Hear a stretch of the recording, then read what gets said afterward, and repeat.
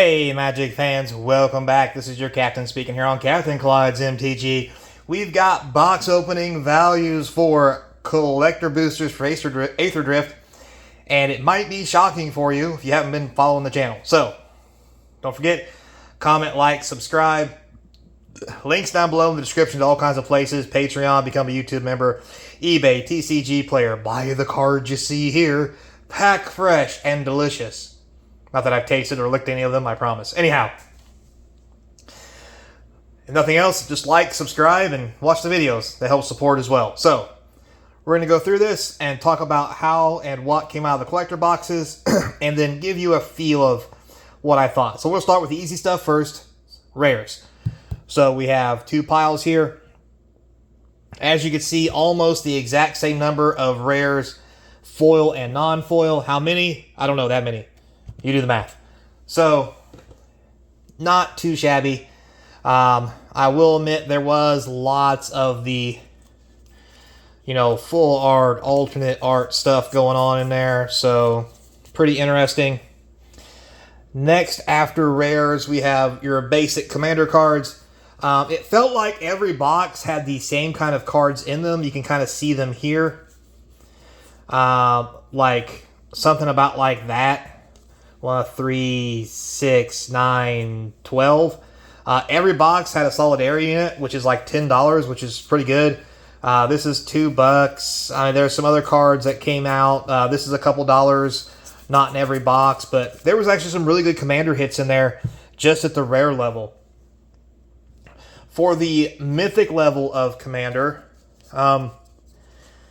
not a lot of them had value, but one thing we did get that has lots of value is this little fella.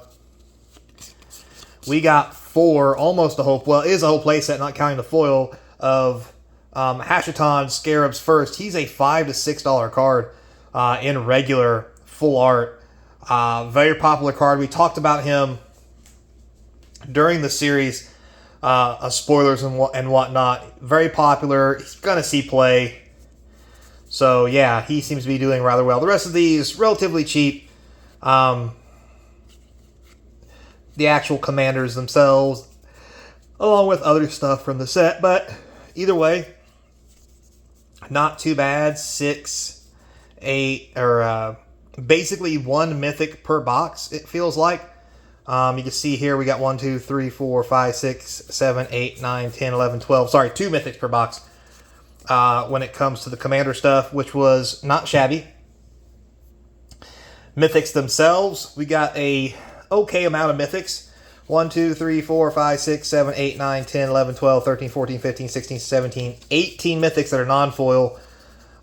We got a Radiant Lotus, a few other things. When it comes to foils, you can see here we got quite a few. 1, 2, 3, 4, 5, 6, 7, 8, 9, 10, 11, 12, 13, 14, 15, 16, 17, 18, 19, 20, 21, 22, 23. 23 foil ones, and that did include 1 sweet Chandra Spark Hunter.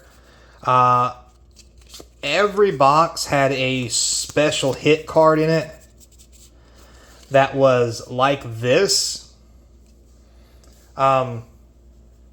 So they were all Japanese. Again, there were some cards outside of that, like these here, with some value. The Japanese ones have a little bit of value, but what's cool is 1 of these per box, which was very nice. But also, what was really cool is the other card that we got was a Fractured Foil as our special hit. 2 of the same cards, Cursed Wrappings, 1 Japanese, 1 not. You're looking at $300 almost of box value just in these 2 cards, which pays for almost a box and a half, which is really crazy to think that. And to be fair, as cool as this one looks, the Japanese version does look better, even though it's a little bit cheaper, but we'll see how those prices hold out. Anyway. Then we have the special guests. We managed 4, so we're averaging about 1 per 2 boxes. We got a Bone Miser, a Galvanic Blast, a Flagship, and an Ibex. All these were pretty sweet. The best ones clearly is the Bone Miser and the Ibex. Not a whole lot of value there, but enough. So, is what it is. So we'll leave it at that. Yeah. I think I forgot to write down the Bone Miser. Anyway. Then we have the actual first place gold foils. Unlike my thought process, mythics are not only in these boxes. Apparently mythics are really hard to get, which is why they're stupid expensive. Because we got, again, all rares. Now, obviously, we got our lands. I did not get my favorite mountain one, but whatever. We did get quite a few here. And funny thing about this is these first place foils, they actually have some value. People apparently seem to like them. These are ranging anywhere from $5 to $20 per card. I mean, even the cards that you would think aren't worth well, like Web Strike, this is like a dollar rare. In this here, it's like $6. Gauntney, I think he's a normal couple dollar rare. He's $20 in this style.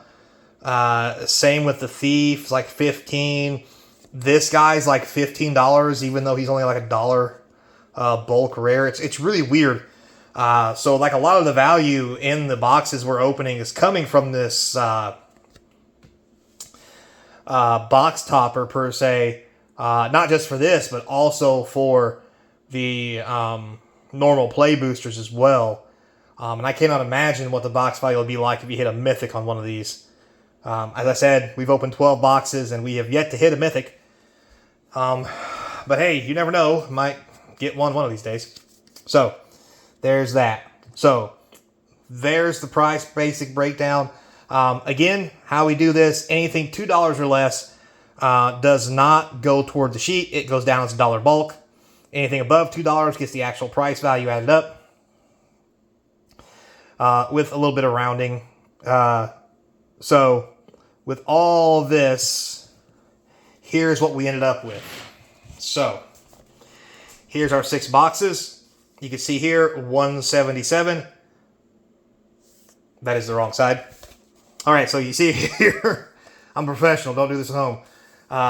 You can see this here, 315 for the first box. Of course, that's where we hit our fractured foil for 140. So, yeah, a little skewed, but might be why the box was, we'll say, box math a little shy of value. Now, next box was 200 with a $2,100 or $21 special guest.